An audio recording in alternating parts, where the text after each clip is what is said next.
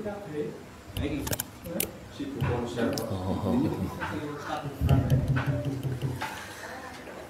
bismillahirrahmanirrahim. Assalamualaikum warahmatullahi wabarakatuh. Innal hamdalillah nahmaduhu wa nasta'inuhu wa nastaghfiruh wa na'udzu billahi min shururi anfusina wa sayyiati a'malina. May yahdihillahu fala mudhillalah wa may yudlil fala hadiyalah. Asyhadu an la ilaha illallah wahdahu la syarikalah wa asyhadu anna Muhammadan abduhu wa rasuluhu la nabiyya ba'dah. Ya ayyuhalladzina amanu taqullaha haqqa tuqatih wa la tamutunna illa wa antum muslimun. Ya ayyuhan nasu taqu rabbakumul ladzi khalaqakum min nafsin wahidah wa khalaqa minha zawjaha wa batha minhuma rijalan katsiran wa nisaa'a. Wattaqullaha alladzi tasaaluna bihi wal arham innallaha kana 'alaikum raqiba. Ya ayyuhalladzina amanu taqullaha wa qulu qawlan sadida yuslih lakum a'malakum wa yaghfir lakum dhunubakum wa may yuti'illaha wa rasulahu faqad faza fawzan 'azima. Amma ba'd. Fa inna asdaqal hadithi kitabullah wa khairal huda huda nabiyina Muhammadin sallallahu alaihi wasallam wa syarrul umur muhdatsatuha fa inna kulla muhdatsatin bid'ah wa kulla bid'atin dhalalah wa kulla dhalalatin finnar. Fa ya ayyuhal ikhwah wal akhwat al aba wal ummahat hafizakumullah taala. Alhamdulillah kita dipertemukan kembali oleh Allah Subhanahu wa taala di majlis ilmu yang mulia ini, yang mudah-mudahan Allah berikan rahmatnya, Allah mudahkan jalannya kita menuju surganya Allah Azza wa Jalla. Kemudian alhamdulillah kajian kita pada kitab Bahjatu Qulubil Abrar wa Qurratu Uyunil Akhyar karya Syekh As-Sa'di rahimahullah, sampai pada hadis yang keberapa? Ketujuh ya. Sekarang ketujuh ya. Tayyib. Kata beliau, An Abdillah bin Amr, An Abdillah bin Amr radhiyallahu anhuma, Abdullah bin Amr bin Al-As. Ini Abdullah sahabi, seorang sahabat, dan Amr ibn Al-As juga adalah seorang sahabat. Bahwa beliau berkata, qala Rasulullah sallallahu alaihi wasallam, bersabda Rasulullah sallallahu alaihi wasallam, arba'un man kunna fihi kana munafiqan khalisan. Kata Nabi, ada empat perkara yang kalau empat-empatnya ini ada pada seseorang, kalau empat-empatnya ini ada pada seseorang, maka berarti dia seorang munafik tulen ya, munafik murni, jelas munafiknya kalau empat-empatnya ada. Kemudian kata Nabi, wa man kanat fihi khoslatun minhunna, dan siapa yang padanya ada satu dari empat itu, ya, satu dari empat itu,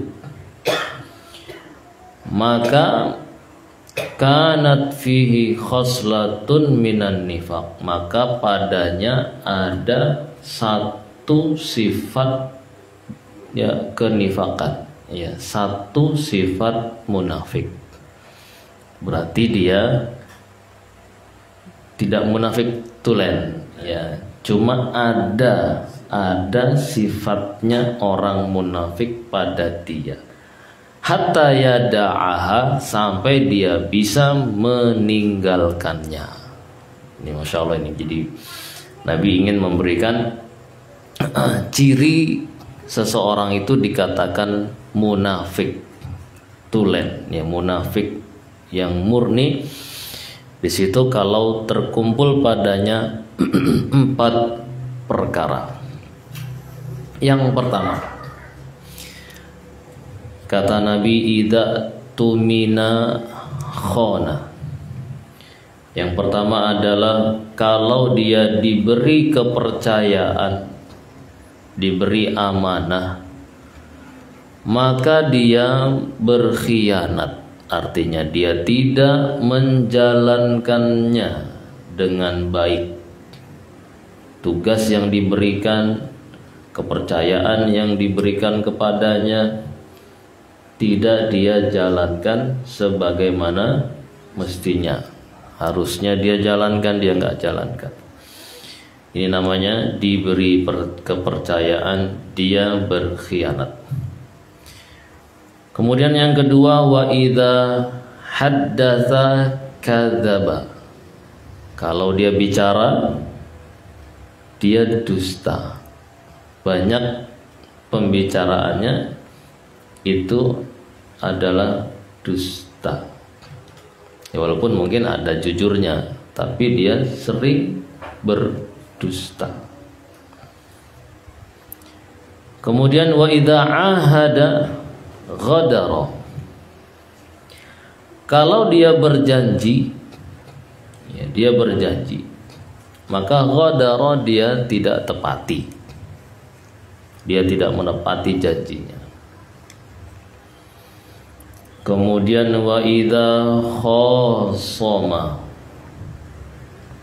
Kalau dia berdebat, ya, kalau dia berdebat, maka fajar, ya, maka dia melakukan kecurangan. Artinya dia kalau berdebat maunya menang sendiri, ya, intinya dia maunya menang sendiri. Khosoma fajar, kalau dia ribut atau berdebat, maka dia maunya menang sendiri. Nah, kalau 4 ini ada, maka dia munafik murni. Kalau cuma 1, berarti cuma ada bibit-bibit, ya, bibit-bibit kemunafikan pada dirinya. Tapi kelihatannya nggak ada di kita ini, ya. Misalnya satu nggak ada, ya. Kalau dikasih tugas jalan, ya, jalan, kasih tugas, kasih amanah, Masya Allah. Itu indahnya seorang Ahlus Sunnah, seorang Muslim, ya, dia itu Masya Allah punya akhlak-akhlak yang mulia sekali. Dipercaya orangnya, mudah dipercaya, ya, apa yang dia ucapkan itu jujur, kalau janji ditepati, kalau mungkin ada perdebatan dia yang mau mencari kebenaran, ya, bukan mau menang sendiri, tapi yang dia cari adalah kebenaran.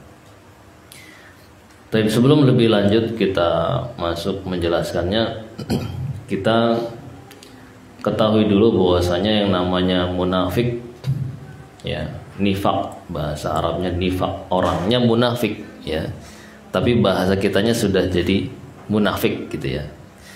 Nifak atau munafik itu adalah dasar dari kejelekan.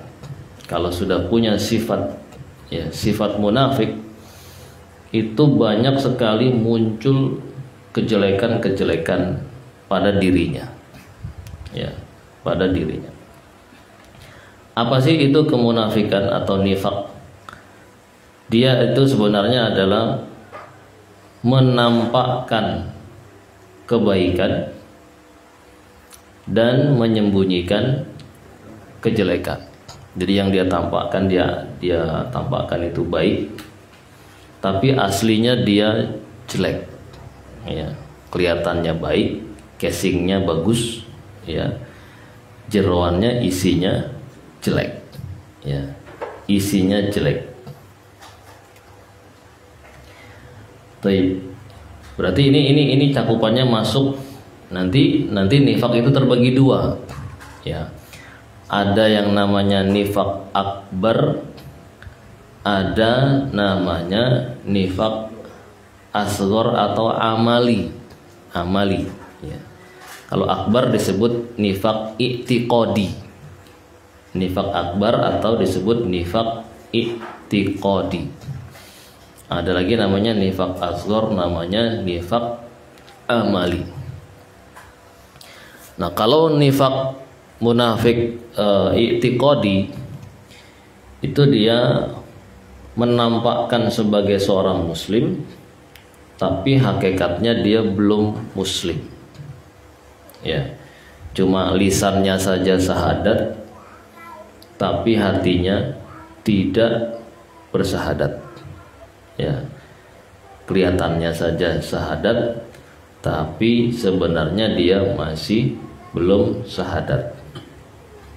Nah, ini apa namanya, kita yang lahir di tempat muslim gitu ya, ini perlu meluruskan hati-hati kita juga. Artinya dengan pengetahuan, dengan ilmu kita pahami Islam, artinya masuklah Islam itu ke dalam hati kita. Jangan sekedar Islam keturunan, ya. Kalau sekedar Islam keturunan itu belum tentu di hatinya Islam, benar-benar Islam, ya. Karena nyatanya banyak yang KTP-nya Muslim Islam gitu kan, tapi kelakuannya bukan Islam. Nah, ini yang kita khawatirkan, masuk dalam nifak i'tiqadi, iya, nifak i'tiqadi, nifak akbar. Aslinya dia belum muslim, tapi ya karena memang kondisinya mayoritasnya muslim, jadi dia ikut Islam gitu ya. Padahal dia nggak meyakini, nggak tahu tentang Islam seperti apa. Nah, maka butuhnya walaupun kita hidup di negeri muslim, keluarga muslim, perlu belajar tentang Islam itu seperti apa, sehingga selain kita sudah muslim dari lahir, hati kita pun ya yakin dengan apa yang kita pegang, ya. Toib. Nah, ini kalau ada pada seseorang nifak akbar, ini hakikatnya dia adalah berarti kafir, ya, hakikatnya dia kafir. Tapi memang kita menghadapi orang munafik ini, kita hukumi dia sebagai muslim, ya. Kalau dia mati, ya mati disolati, ya seterusnya. Kecuali kalau memang sudah jelas sekali kemunafikannya. Nah, beda lagi nanti kalau misalnya ada kayak misalnya tokoh masyarakat misalnya tahu ini orang ini nih jelas munafiknya, terus dia nggak mau menyolati, ya itu boleh bagi dia sebagai sebagai tanda bahwasanya ini orang munafik jelas, tapi ya munafiknya jelas. Bagaimana para sahabat Nabi juga pernah seperti itu, ya. Sampai Umar itu selalu memperhatikan Hudzaifah, karena Hudzaifah ibnul Yaman itu pernah dikasih tahu oleh Nabi siapa-siapa saja orang-orang munafik di kalangan mereka, ya. Fulan. Cirinya Umar melihatnya itu dengan kalau dia mati, kalau orang itu meninggal, Hudzaifah mau nyolatin atau tidak, Ya. Kalau tidak, oh berarti itu adalah munafik. Ya. Dan Umar khawatir kalau saya meninggal, khawatir nanti ya masuk dalam golongan orang-orang munafik. Makanya sempat tanya kepada Hudzaifah, apakah saya termasuk yang disebut Nabi ya sebagai orang-orang munafik ya. Tapi alhamdulillahnya ya Nabi tidak menyebarkan fulan munafik, tidak ya. Itu dirahasiakan ya oleh Nabi untuk mencegah keributan yang terjadi ya. Coba kalau diumumkan ya di sahabat ini, oh si anu munafik, apa yang terjadi? Oh langsung ribut kan, perang dan seterusnya. Nah, di sini juga kita kalau memang terlihat di situ ada orang munafik ya kita nasihati saja, artinya jangan diumumkan gini.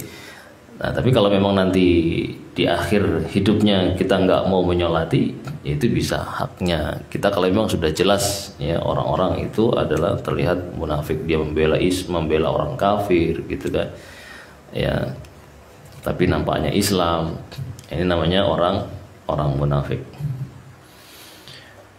Nah, itu kalau meninggal nanti ya karena kafir berarti ya di neraka, bahkan fid darkil asfal ya, di bagian yang paling bawah dari neraka.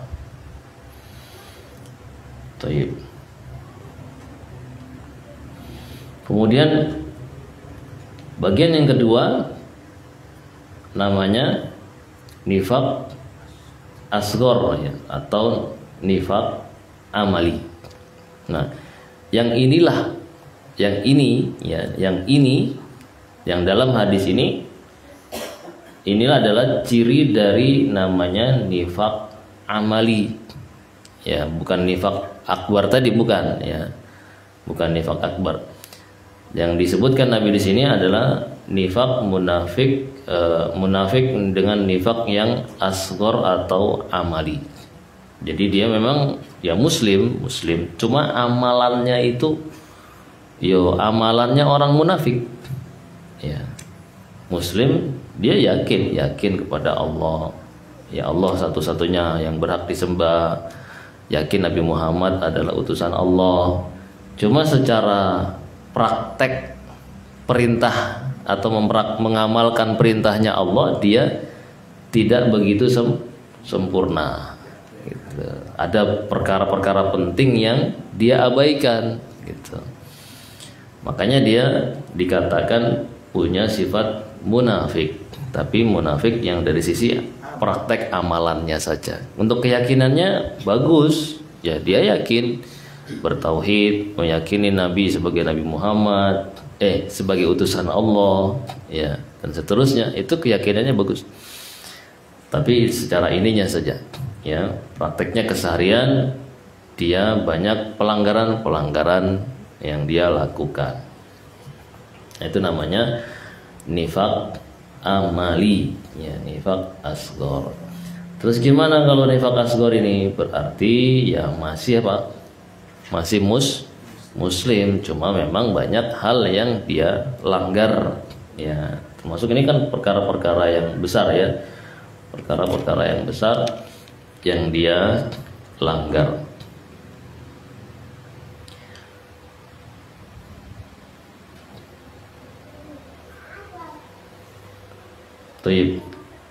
Jadi di sini beliau jelaskan yang namanya seorang muslim berarti itu selayaknya kalau dia mau jadi muslim yang kamilan, yang sempurna, berarti ketika dia diberi amanah ya, kepercayaan, maka dia jalankan apapun bentuk kepercayaannya itu, kecil ataupun besar ya. Jadi apapun bentuknya ya, semacam misalnya kita diberi tugas kerja ya, dipercaya untuk melakukan sesuatu atau ditugasi atau mengadakan kesepakatan kerja, ya kita dipercaya melaksanakan itu, ya kerjakan dengan baik sampai selesai, ya sampai selesai. Atau disuruh menjaga sesuatu, maka jagalah dengan baik, ya. Dikasih amanah, misalnya kita dititipi anak, ya dititipi istri, maka sebagai muslim harus menjaganya dengan baik. Nah itu, jadi cakupannya luas.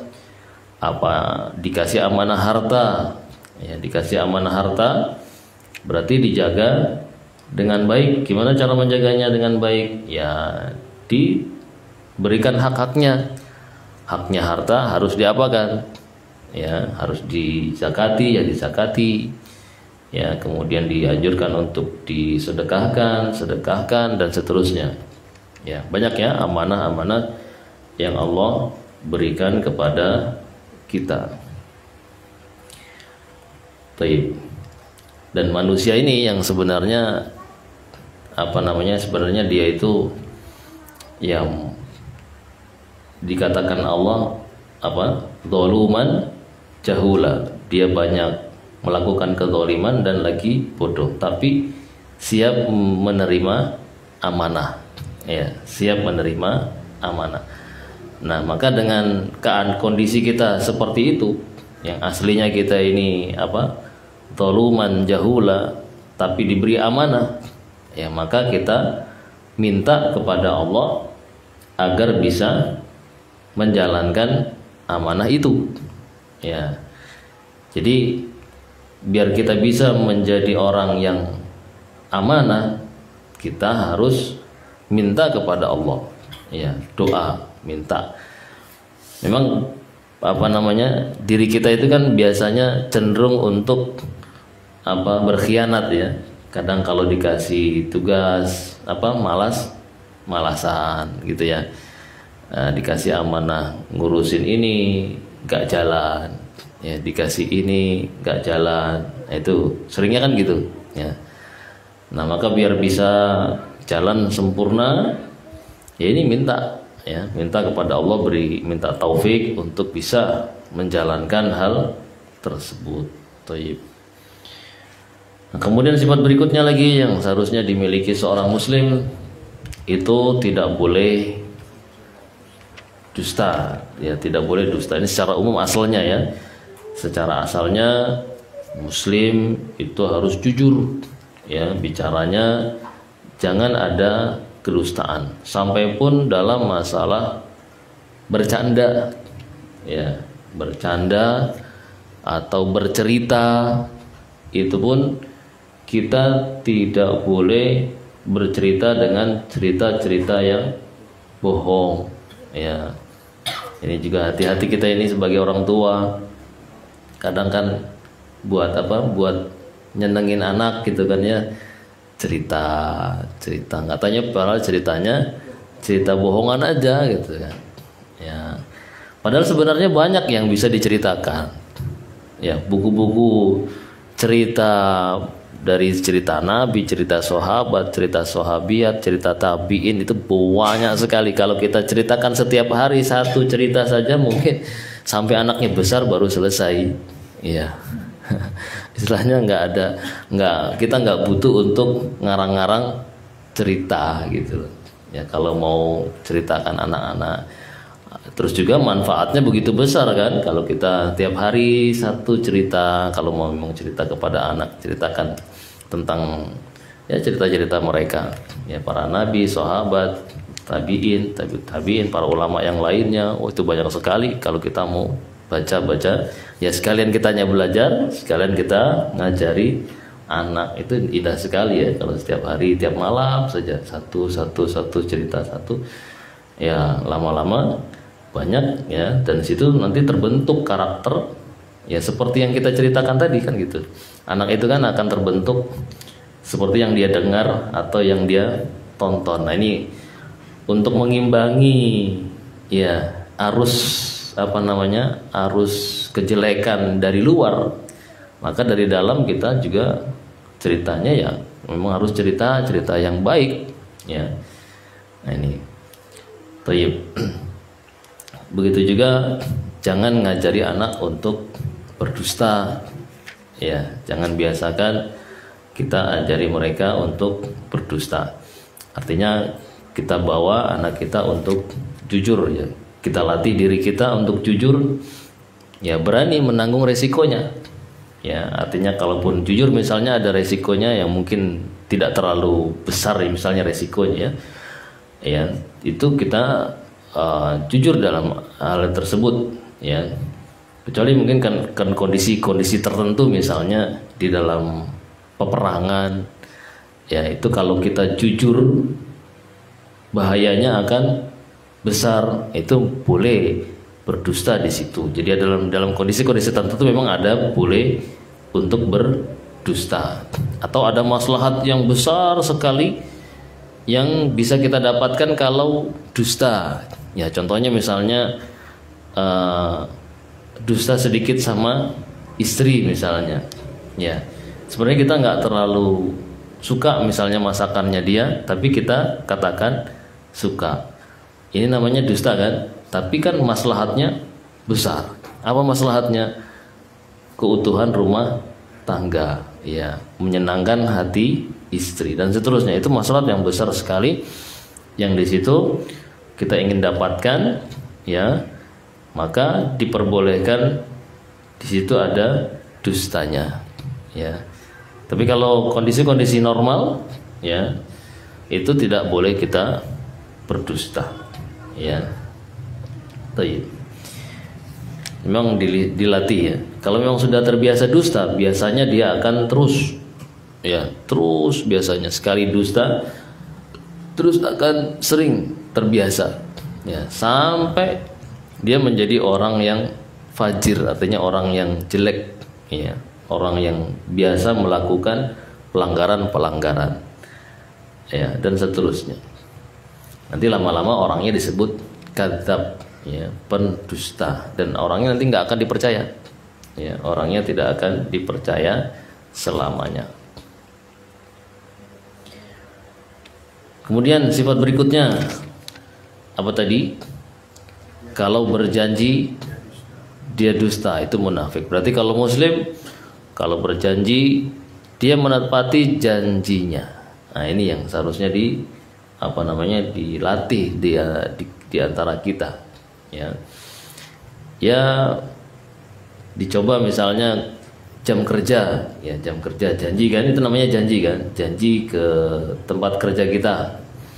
Saya bisa kerja dari jam sekian sampai jam sekian, jam 8 misalnya sampai jam 4, 8 jam, ya, maka ya tepati, ya, jam 8 tepat ada di tempat, ya, jam 4 baru keluar, ya.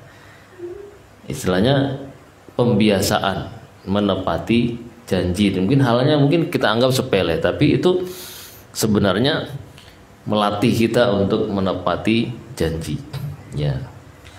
Begitu juga hati-hati janji kepada anak, ya, janji kepada anak, janji kepada istri.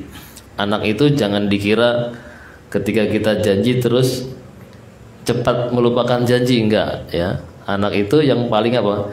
Yang paling ingat janji abinya. Abinya kalau sudah janji A, itu akan teringat terus kalau enggak ditepati, ya. Jadi jangan dikira mereka orangnya lupa, ya, dengan janji yang kita berikan.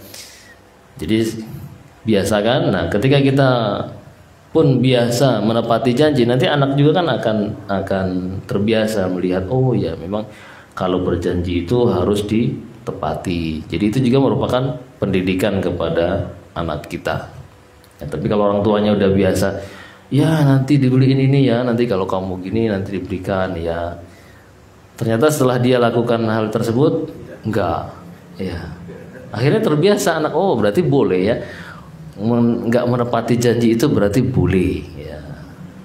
Itu pikiran anak. Akhirnya apalagi anak, orang tuanya mengajarin, udah nggak usah ditepati gitu, ya, janjinya. Nah, ini ya kurang bagus tuh, ya.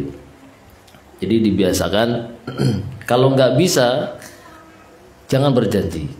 Ya, kalau nggak mampu sekiranya ya sama anak misalnya, Bi nanti janji ya, oh mau jalan-jalan ya ke luar negeri misalnya, atau janji nanti kalau saya lulus nanti kita umroh ya. Ya. Padahal bapaknya nggak bisa, ya. Terus dibilang iya nak, ya. Gitu. Ya jangan janji dulu ya, cuma cukup apa, doakan saja gitu ya, doakan mudah-mudahan nanti Abi punya rezeki banyak ya, bisa kita umroh suatu saat gitu. Jadi dengan bahasa yang tidak merupakan janji gitu ya, cuma doa gitu saja, mudah-mudahan bisa gitu ya, tapi bukan janji ya. Ditegaskan ini enggak janji, cuma kamu doakan saja mudah-mudahan Abi bisa gitu ya, dan seterusnya. Intinya jangan sampai kita berjanji kemudian tidak menepati janjinya. Nah, kemudian sifat berikutnya wa idza khasama fajjara. Kalau dia berdebat atau berselisih, maka dia akan melakukan kecurangan, berbuat fajir ya, untuk mengalahkan, inginnya mengalahkan siapa? Mengalahkan musuhnya ya, inginnya mengalahkan musuhnya. Maka seharusnya seorang muslim itu sifatnya punya sifat mengalah ya. Mengalah artinya bukan berarti untuk kalah, tapi mengalah untuk kemaslahatan yang besar ya. Hal-hal yang tidak perlu diributkan ya nggak perlu diributkan, jangan kita ribut ya.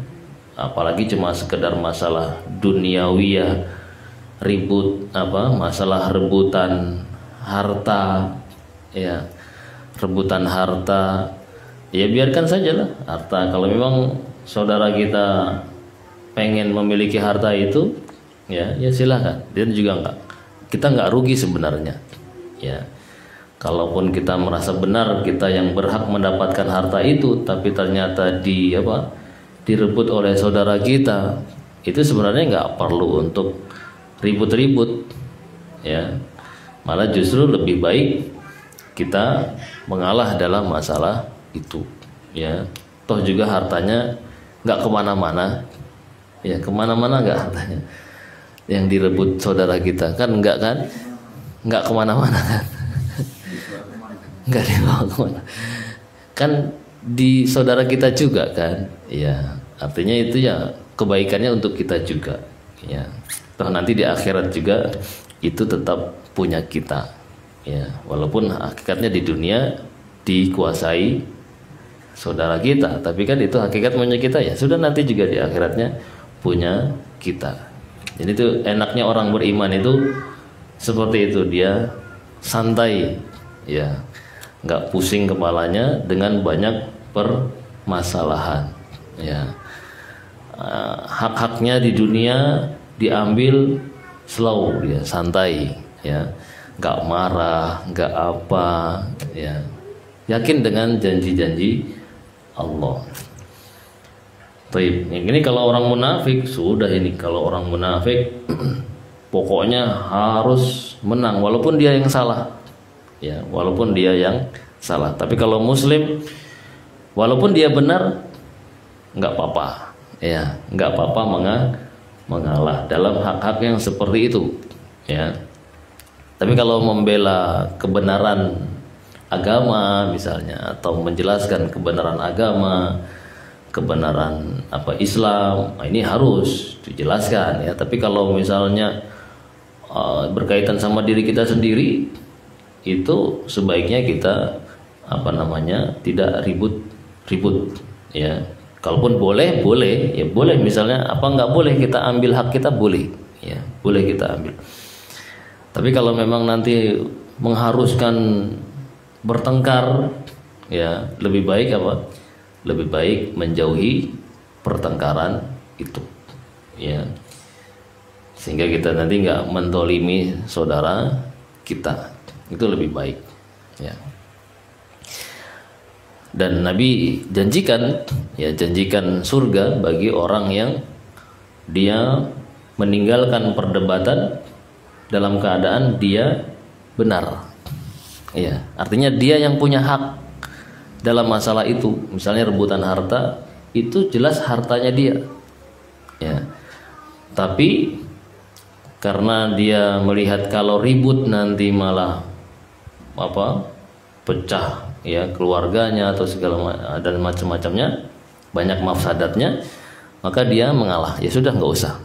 Ya, maka Nabi janjikan surga untuk dia. Ya, dalam sebuah hadis yang sahih. Nah, itu nikmatnya jadi seorang muslim. Enak kan, hidupnya tenang ya, damai, tentram, yang nggak pusing ya. Baik. Silakan, mungkin barangkali ada yang perlu didiskusikan atau perkaranya jelas, semuanya jelas. Insyaallah ya, jelas ya. Nah, untuk menjadikan atau menghindari ya sifat-sifat munafik, ya, untuk menghindari sifat-sifat munafik, maka sebenarnya kita cukup memperkuat keimanan kita sebenarnya ya. Cukup memperkuat keimanan kita kepada Allah, kepada Rasulnya, memperkuat ketaatan, ketundukan. Insya Allah nanti sifat-sifat ini akan hilang. Ya, intinya kita perkuat tauhid dan ikhlasnya kita kepada Allah. Sifat-sifat munafik ini nanti akan hilang dari kita ya. Karena muslim yang yakin dengan janji-janji Allah ya, dia akan berupaya tunduk kepada perintah-perintah Allah ya. Dia akan berupaya tunduk kepada perintah-perintah Allah sehingga akan memiliki akhlak yang mulia ya, akhlak yang mulia. Makanya Nabi katakan akmalul mu'minina imanan ahsanuhum khuluqah.